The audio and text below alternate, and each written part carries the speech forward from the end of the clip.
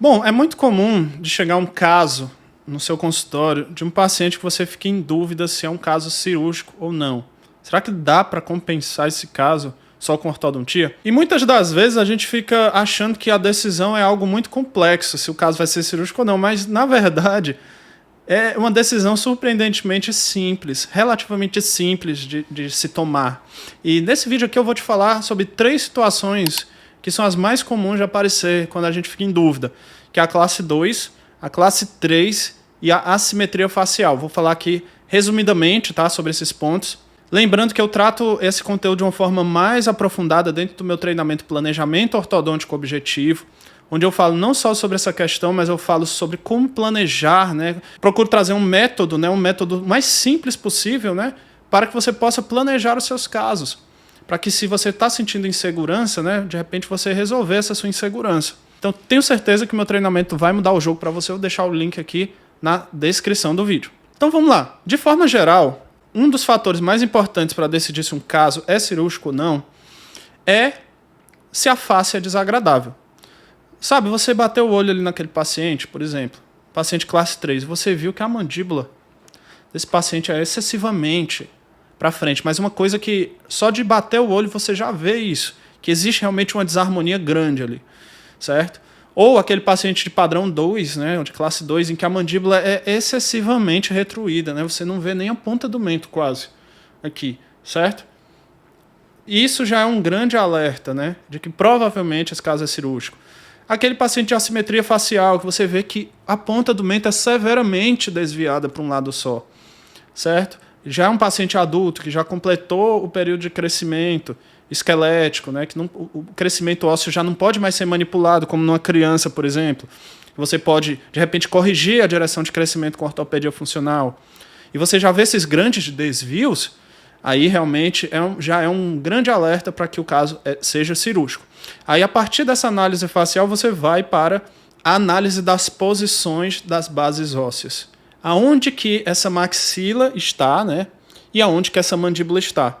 Essa mandíbula está excessivamente protruída, no caso do padrão 3, ou essa mandíbula está excessivamente retruída, no caso do padrão 2, de uma forma que, no caso do padrão 2, você não consiga alcançar os dentes superiores com inclinação dentária, certo? Porque entenda que na ortodontia fixa, né, que é quando nós tratamos adolescentes, adultos, a gente não tem a capacidade de mover bases ósseas.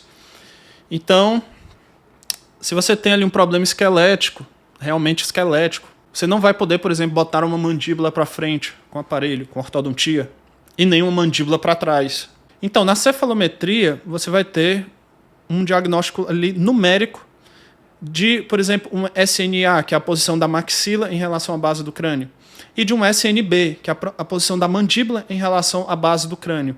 No caso de um padrão 2, tá? Esse SNB, a posição da mandíbula, está excessivamente retruída em relação à base do crânio. E veja também o ANB, que é a relação entre a maxila e a mandíbula. Você tem um ANB muito fora do padrão, com uma maxila que está muito distante da relação ideal com a mandíbula, porque o correto é maxila e mandíbula ficarem praticamente na mesma altura, né? Não uma maxila muito retruída ou muito projetada, ou uma mandíbula muito retruída, uma mandíbula muito projetada. Então o ANB ele vai te dar essa pista sobre a posição das bases ósseas. Então, geralmente, os maiores problemas eles envolvem a mandíbula.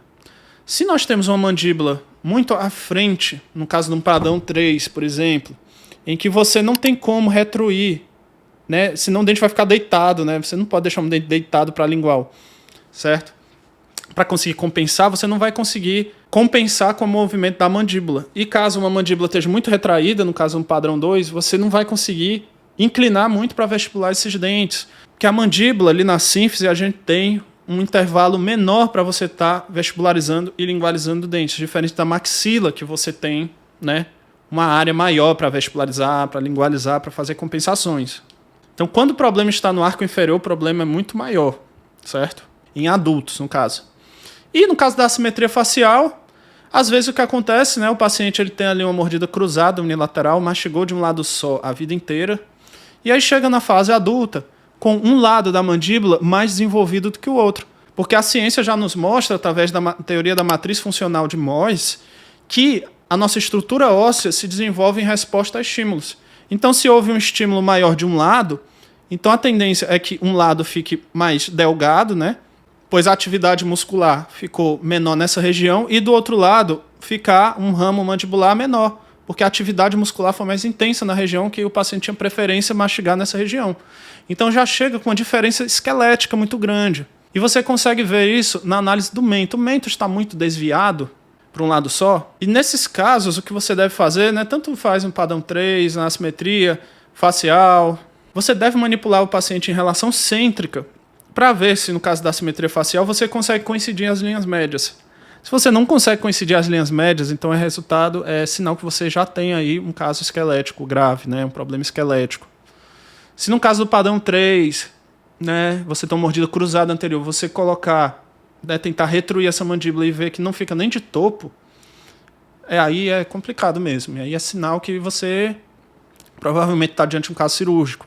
Então, não é tão complexo assim, certo? Como eu falei aqui, é relativamente simples, tá? Mas o que não dá para fazer é tentar compensar demais dentes em casos que têm diferenças esqueléticas muito grandes, porque a gente não deve compensar tanto assim os dentes, certo? Existe um limite de compensação. E para você que quer saber mais sobre casos de compensação de classe 3, eu tenho um vídeo aqui onde eu falo especificamente sobre isso nesse vídeo. Então assista lá. Espero que tenha ajudado e até o próximo vídeo.